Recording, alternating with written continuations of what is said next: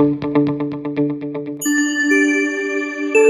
வீடியோவில் என்ன டாபிக் பார்க்க போகிறோம்னா, இது வந்து season viral fever, dengue, typhoid, இப்போ எல்லா விதமான ஃபீவர் வந்து பரவலாக இருக்குது. ஃபீவர் வந்து ஓரளவுக்கு ஒரு 3 days நல்ல ரெசிஸ்டன்ஸ் இருந்தால் 3 days அல்லது 5 days மேக்ஸிமம் 7 days எல்லாருக்குமே சரியாயிருது ஃபீவர் வந்து. பட் காஃப், ரெஸ்பிரேட்டரி இன்ஃபெக்ஷன், நுரையீரலில் வரக்கூடிய இன்ஃபெக்ஷன் வந்து சரியாக ரொம்ப டைம் எடுக்குது. ஒரு 2 weeks to 3 weeks வந்து காஃப் வந்து படுத்தி எடுத்தது. சில பேருக்கு 1 மாதம் வரைக்கும் இந்த காஃப் இருக்குது. அன்கண்ட்ரோலபிள் காஃபு, தூங்க விடாது, வேலையை செய்ய விடாது. ஸோ இந்த மாதிரியான காஃப்க்கு, ஸோ காஃப் டைப் என்னென்ன டைப் இருக்குது, அந்த காஃபுக்கு ஏற்ற மாதிரி என்ன காஃப் சிரப் குடிக்கணும், பல விதமான காஃப் சிரப்ஸ் இருக்குது. ஸோ எந்த காஃப் சிரப் வந்து எந்த காஃப் டைப் கொடுக்கின்ற விஷயத்தை பற்றி இன்றைக்கி வீடியோவில் பார்க்க போகிறோம்.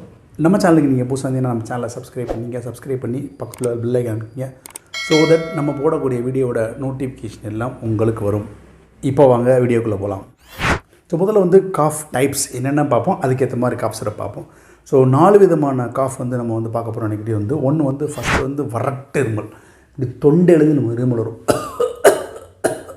அப்படின்னு தொண்டையிலேருந்து இருமல் வரும். உங்களுக்கு நெஞ்சிலேருந்து சளி ஒன்றும் வராது, ட்ரை காஃபாக இருக்கும், தூங்கவே விடாது, டிஸ்டர்பன்ஸாக இருக்கும், மூச்சு முட்டுற அளவுக்கு ஒரு மாதிரி அந்த மாதிரி தொண்டையில் இருமல் வரும்.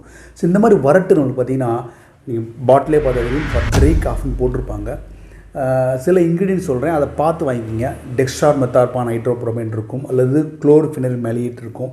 இந்த மாதிரி இன்க்ரீடியன்ட்ஸ் போட்டுருந்துச்சுன்னா அது வந்து ஃபார் ட்ரை காஃப், வறட்டுமலுக்கு, சளியே இல்லாத வறட்டுமலுக்கு இந்த காஃப் சிரப்பை வந்து நம்ம யூஸ் பண்ணலாம். சில காஃப் சிரப் வந்து ஷெட்யூல்டு கண்ட்ரோல் ட்ரக்ஸில் இருக்குது, ஒன்லி வித் ப்ரிஸ்கிரிப்ஷனில் ஃபார்மசியில் கிடைக்கும். கொடின் சிரப்ஸு, அது வந்து வித்தவுட் ப்ரிஸ்கிரிப்ஷன் வந்து எங்கேயும் கிடைக்காது உங்களுக்கு. சில பேருக்கு அந்த காஃப் சிரப் தேவைப்படும். அதுக்கு வேணும்னா நீங்கள் ஒரு டாக்டர் கன்சல்ட் பண்ணி ப்ரிஸ்கிரிப்ஷன் வாங்கி அதுக்கப்புறம் தான் நீங்கள் மெடிசனை வாங்க முடியும். இது வந்து வறட்டு இருமலுக்கான வந்து காஃப் சிரப். அதுக்கடுத்து பார்த்திங்கன்னா சளியோட கூடிய காஃப் சிரப். இருமல் அதிகமாக இருக்கும், இருமிக்கிட்டே இருப்பாங்க, சளி வந்துகிட்டே இருக்கும். ஒவ்வொரு இருமலுக்கும் ஒவ்வொரு தடையும் காஃப் வரும்போது கொஞ்சம் சளி வரும், துப்பிக்கிட்டே இருப்பாங்க. ஸோ அந்த மாதிரி இந்த சுவாச பாதையிலேருந்து, தொண்டையிலேருந்து நுரையில் அடிப்பதி வரைக்கும் அந்த அடைச்சிக்கிட்டு இருக்கும் இந்த சளி. ஸோ அதை வெளியே கொண்டுறதுக்கு தான் அந்த இருமல் வருது உங்களுக்கு. ஸோ இதுக்கான காஃப் சிரப், இந்த மாதிரியான காஃப்க்கு என்ன காஃப் சிரப்னா எக்ஸ்பெக்டோரண்ட் யூஸ் பண்ணலாம். அது வந்து நுரையீரல் பாதையில் இருக்கிற சளியை பூரா இறக்கி வெளியே கொண்டு வரும் இந்த எக்ஸ்பெக்டோரண்ட். பார்த்திங்கன்னா குவாஃபெனசின்னு ஒரு எக்ஸ்பெக்டோரண்ட்டு. அது வந்து நீங்கள் பாட்டில் பார்த்தா தெரியும்.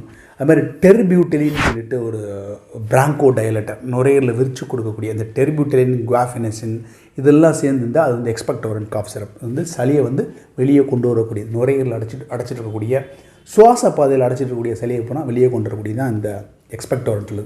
அதை வாங்கி சாப்பிடலாம் இந்த சளியுடன் கூடிய இருமலுக்கு. அல்லது நீங்கள் பாட்டில் பார்த்தா தெரியும், சைடில் எழுதிப்பான் பிராங்கோ டயலேட்டர் அண்டு மியூகோலைட்டிங் போட்டுருவாங்க. ஸோ பிராங்கோ டயலேட்டர்னால் நுரையீரலில் விரித்து கொடுக்கக்கூடியது தான் பிராங்கோ டயலேட்டர். விரிச்சா தான் சளி வெளியில் வரும். மியூகோலைட்டிக்னா நுரையில் இருக்கக்கூடிய மியூக்கஸ் தான் சளி. அந்த சளியை வந்து கம்ப்ளீட்டாக வெளியே கொண்டு வரது தான் மியூகோலைட்டிக். ஸோ இந்த பிராங்கோ டயலேட்டர் மியூகோலைட்டின்னு போட்டிருக்க லேபிளில் இருக்கக்கூடிய அந்த காஃப் சிரப்பை வாங்கி இந்த சளியுடன் கூடிய காஃபுக்கு நீங்கள் வந்து யூஸ் பண்ணலாம்.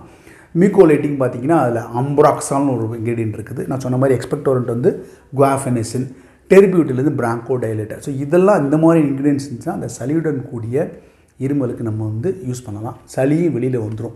ஒன்று இருமல் மூலமாக லைட்டாக இருமி வெளியே வந்துடும், அல்லது மோஷன் மூலமாக வெளியே போயிடும் உங்களுக்கு இந்த வெட் காஃப்னு சொல்லக்கூடியது. அல்லது ஃபார் வெட் காஃப்னே லேபிளில் போட்டிருப்பான், அந்த காஃப் சிரப்பை வாங்கி குடிக்கணும் இந்த சளியுடன் கூடிய இருமலுக்கு. மூணாவது பார்த்திங்கன்னா ஒரு ஆஸ்மாட்டிக் காஃப், இழப்போட இருமல் இருக்கும். இப்போ இழப்பு இருக்கும், அதோடு சேர்த்து இருமிக்கிட்டே இருப்பாங்க. ஸோ ரெண்டுமே இருக்கும், படுக்க விடாது. ஸோ வீசிங் இருக்கும், இருமல் இருக்கும், சளியும் இருக்கும். இந்த மாதிரியான காஃப்க்கு வந்து லீவோசால்புட்டமால் ஒரு இன்க்ரீடியன்ட் சேர்ந்து வரும், அதோட ஆம்ப்ராக்சால் சேர்ந்து இருக்கும், ப்ளஸ் வந்து இந்த குவாஃபெனசின், டெரிபியூட்டில் இந்த இன்க்ரீடியன்ட்ஸ்லாம் சேர்ந்து வரும். ஸோ அதெல்லாம் இருக்கான்னு பாருங்கள். இந்த லீவோசால்புட்டமால் சொல்லக்கூடியது வந்து பிராங்கோ டயலேட்டர். இந்த சுவாசம் வந்து வீசிங்க்கு பார்த்திங்கன்னா அதை கண்ட்ரோல் பண்ணணும். ஆம்ப்ராக்சால் சொல்லக்கூடியது நுரையீரலில் இருக்கக்கூடிய சளியை, அந்த சுவாச பாதையில் இருக்க சளியை வெளியே கொண்டு வருது.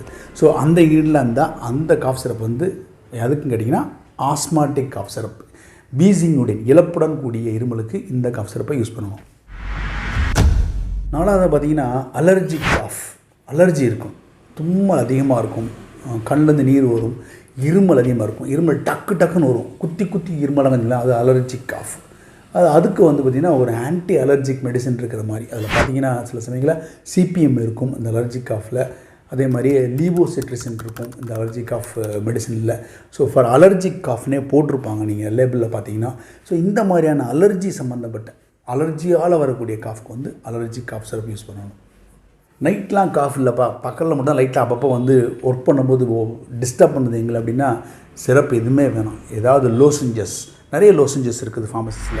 காஃப் செல்ஸ் இருக்குது, ஸ்ட்ரெப் செல்ஸ் இருக்குது, டஸ்கியூன்னு சொல்லக்கூடிய ஒரு லோசெஞ்சஸ் இருக்குது. ஹிமாலயாவில் கூட ஆயுர்வேதிக் லோசெஞ்சஸ் வருது.